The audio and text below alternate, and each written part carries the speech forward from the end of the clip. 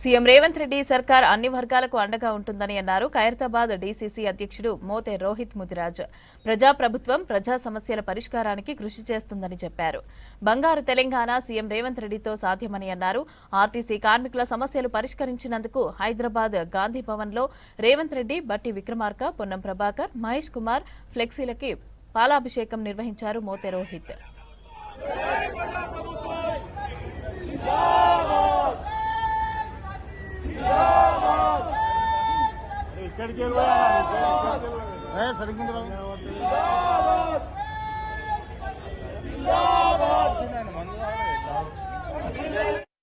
RTC కార్మికుల పట్ల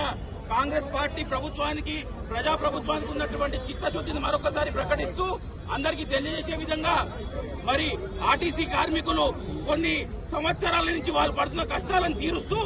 11% PRC నిర్ణయమే కాకుండా మరి ఆర్టీసీ సంస్థను కూడా ప్రభుత్వంలో విలీనం చేసే విధంగా ముందడుగు వేసి అదేవిధంగా వారికి ఉన్నటువంటి 32 డిమాండ్లలో 31 డిమాండ్లను పూర్తి చేసి వారికి యూనియన్ ఎలక్షన్స్ కి కూడా మరి మార్గాన్ని సుగమం చేసిన కాంగ్రెస్ ప్రభుత్వానికి యావత్ తెలంగాణలో ఉన్నటువంటి ఆర్టీసీ కార్మికుల తరఫున మరి ధన్యవాదాలు తెలియజేస్తూ ఈ సమస్య పరిష్కారానికి చొరవ చూపించినటువంటి గౌరవ ముఖ్యమంత్రి రేవంత్ రెడ్డి గారు, గౌరవ ఉప ముఖ్యమంత్రి బట్టి విక్రమార్క గారు, గౌరవ రవాణా శాఖ మంత్రి పొన్నం ప్రభాకర్ గారు, అదేవిధంగా కాంగ్రెస్ పార్టీ తెలంగాణ రథసారథి